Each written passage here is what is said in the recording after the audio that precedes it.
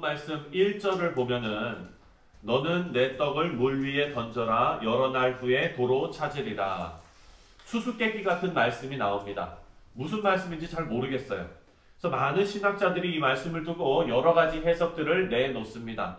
이해하기 힘든 말씀을 만났을 때 여러분 우리는 어떻게 해야 되냐면 이 전도서 전체의 흐름이 무엇인지를 생각하고 그 안에서 이 뜻을 해석을 해야 합니다. 지금 솔로몬이 전도서 전체를 통해서 무엇을 전달하고 있는지를 우리가 살펴보면 솔로몬은요 허무한 인생에 대해서 말하고 있습니다. 그래서 참된 가치와 진리를 찾기 위해서 애쓰고 있습니다.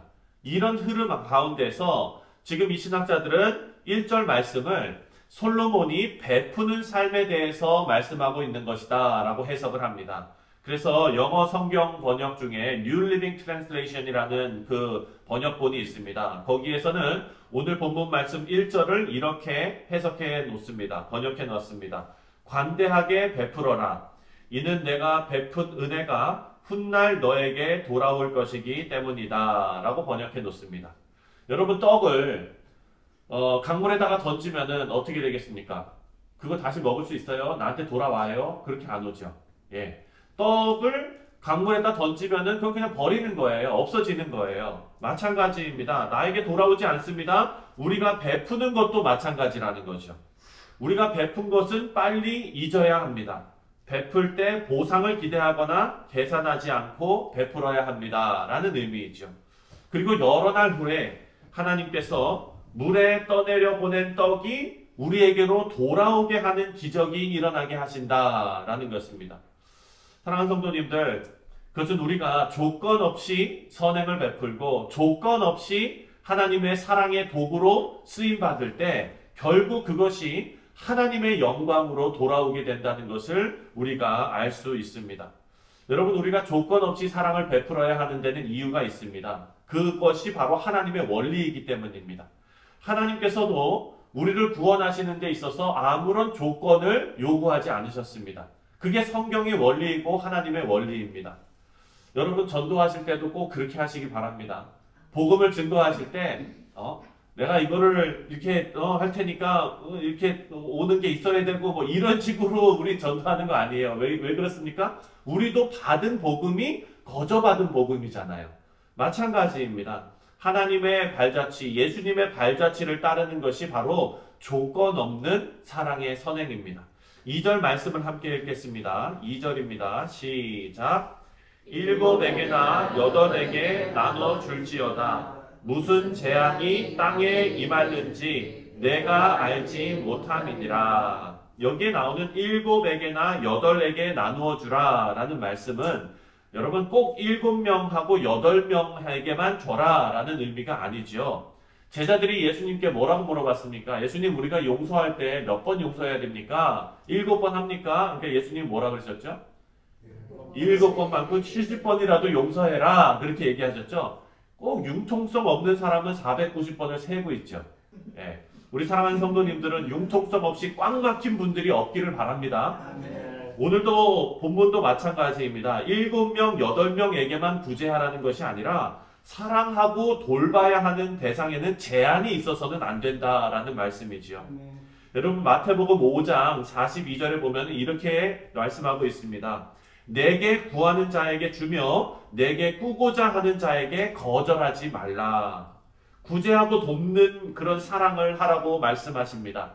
사랑하는 성도님들, 이렇게 우리가 평생 구제하고 돕고 선행을 베풀고 하는 모든 일 가운데 하나님께서 우리에게 이 일을 멈추지 말고 제한을 두지 말고 계속하라 라는 말씀이에요. 여러분 이것은 무슨 의미일까요? 우리의 인생이 그런 인생이 되라는 거죠. 기분 좋을 때만이 아니라. 저희가 예전 교회에서 같이 사역했던 부목사님 중에 한 분이 이런 설교를 한번 하셨어요. 여러분 왼손이 하는 일을 오른손이 모르게 하라 이런 얘기 들으셨죠? 예. 어떻게 이 손이 하는 거를 이 손이 모르게 합니까? 그건 말이 안 돼요. 그렇죠? 그런데 그 목사님께서 이렇게 해석하시더라고요. 저는요 이 말씀을 읽으면서 이런 감동이 왔습니다. 왼손이 하는 일을 오른손이 모르게 할 수 있어요. 이러는 거예요. 그래서 뭔가 새로운 게 있나 하고 이렇게 들어봤어요. 그랬더니 목사님 하시는 말씀이 뭐라면은 오른손이 선행하는 거를요, 왼손이 너무 당연히 여기게끔 계속하려는 거예요. 그러니까 저 권사님은 항상 저렇게 그냥 봉사하셔. 그러면은요, 여러분 그게 어떻게 됩니까? 그게 특별한 일이 아닌 게 되는 거예요. 그냥 저분 교회 가신다 그러면 아, 봉사하러 가시는구나. 그냥 이렇게 잊고 그냥 넘어가게 돼버리는 거예요. 그게 오른손이 하는 일을 왼손이 모르는 게 하는 거고, 왼손이 하는 일을 오른손이 모르게 하는 거라는 거죠. 그 얘기를 들으니까 아, 정말 그렇다라는 생각이 들어요. 사랑하는 성도님들, 우리가 구제하고 돕고 사랑하고 하나님 말씀대로 살아가는 것이 모든 사람들에게 자연스러운 일이 되도록 우리의 삶이 그것에 젖어 있게 되기를 주님의 이름으로 축원드립니다. 그 뒤에 보면은 또 이렇게 얘기합니다. 내 이웃을 사랑하고 내 원수를 미워하라 하였다는 것을 너희가 들었으나 나는 너희에게 이르노니 너희 원수를 사랑하며 너희를 박해하는 자들을 위하여 기도하라 라고 말합니다. 사랑하는 성도님들, 예수님께서는요, 원수까지 사랑하라 라고 하십니다. 우리 직장이나 교회에서나 가정에서 나를 힘들게 하는 사람이 사실 여러분 생각해 보면은요, 복수의 칼을 갈면서 내 부모의 원수 막 이런 사람들은 없잖아요. 없죠? 네. 없으시길 바랍니다. 아, 교회에 진짜 그런 사람이 있으면 어떡할 거예요? 집에 그런 사람이 있으면 어떡할 거예요? 사랑하는 성도님들, 그런 사람은 없어요. 그러니까 우리는 사랑할 수 있다는 거예요. 우리가 거듭난 주님의 자녀라면은요, 품고 사랑하고 같이 갈 수 있어야 합니다. 바라지 말고 베풀고 원수까지도 사랑하라고 말씀하시면서 예수님께서 이렇게 결론을 내리십니다. 뭐라고 결론을 내리시냐면 그 이후에 이같이 한즉 하늘에 계신 너희 아버지의 아들이 되리니 이는 하나님이 그 해를 악인과 선인에게 비추시며 비를 의로운 자와 불의한 자에게 내려주심이라. 이같이 하면 하나님의 아들이 되리니 라고 말씀하셨어요. 여러분, 이 말씀을 우리가 들을 때 이같이 하면 하나님의 자녀가 되고 이같이 못하면 하나님의 자녀가 될 수 없다라는 말씀이 아니라 하나님의 자녀로 거듭난 성도라면 원수를 사랑하는 데까지 성령께서 기필코 그런 사람으로 만들어내시겠다라는 하나님의 열심이고 하나님의 의지라는 것입니다. 여러분, 그런데 사람의 눈으로 이 환경을 바라보면은요, 비관적으로 보일 수밖에 없습니다. 하나님께서 그렇게 하신다 약속하셨는데 나에게 정말 계속해서 상처를 주고 정말 가시로 찌르는 그런 사람들은요, 칼로 푹 찌르는 게 아니라 요만한 가지로 찌르는 거잖아요. 그러니까 이게 아파가지고 죽는 경우는 없거든요. 근데 이게 어떻게 됩니까? 불편해요. 그렇죠? 그래서 여러분, 사람의 눈으로 보면은요, 그 눈으로 이 상황을 계속 보게 되면은 그냥 이게 불편한 것 때문에 비관적으로 볼 수밖에 없습니다. 오늘 본문 말씀을 보면 솔로몬도요, 비관적인 그 마음이 그대로 드러나고 있습니다. 인생이 너무 불확실한 거예요. 세상이 너무 불확실한 거예요. 3절부터 6절까지를 보면은요, 세상이 너무 불확실하다라고 이야기합니다. 그리고 7절하고 8절을 보면은요, 우리가 사는 삶도 너무, 우리의 사는 인생도 너무 불확실하다라고 얘기하고요. 9절부터 10절까지는요, 우리가 젊은 것, 젊어서 힘 있고 막 그냥 생기 넘치고 이것도 불확실하다는 거예요. 이렇게 불확실한 세상과 이런 인생 속에서 유일하게 확실한 것이 하나 있는데 그것이 바로 하나님께서 우리를 향해서 가지고 계시는 열심과 하나님의 의지라는 거죠. 아침에 씨 뿌리는 일, 캄캄한 날들을 보내는 인생, 젊은 인생의 자유로움, 이 모든 것이 우리에게 유익이 될지 심판이 될지 알 수가 없다라고 솔로몬은 이야기하고 있습니다. 하지만 여러분, 이런 불확실성은요, 사람의 눈에만 보이는 것입니다.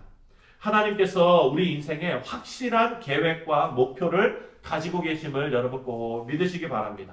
그래서 우리로 하여금 하나님의 아들이라 일컬음을 받게 하셨고 이제 우리는 불확실하게 흔들리는 인생이 아니라 예수 그리스도 안에 깊이 뿌리 내린 인생으로 하나님의 선하신 인도하심을 받는 그런 사람들이 다 되었습니다. 여러분, 그것을 우리가 꼭 기억해야 합니다. 사랑하는 성도님들, 여러분들께서 우리 교회뿐만 아니라 여러분 가정에, 그리고 여러분 직장에, 이 사회에 흔들리지 않는 그런 뿌리 깊은 나무가 되셔야 합니다. 네. 여러분 버스 타고 다니신 적 오래되셨죠? 다 요즘은 차 타고 다니시니까. 저도 버스 탄 기억이 참 오래전입니다. 근데 여러분 버스 탈 때 조심해야 돼요. 버스가 이게 급정거하거나 급출발할 때 여러분 아무것도 안 붙잡고 있으면 어떻게 됩니까? 넘어져요. 큰일 나요. 저는 그렇게 넘어지는 분들 많이 봤어요. 여러분 안 넘어지기 위해서는 어떻게 해야 되죠?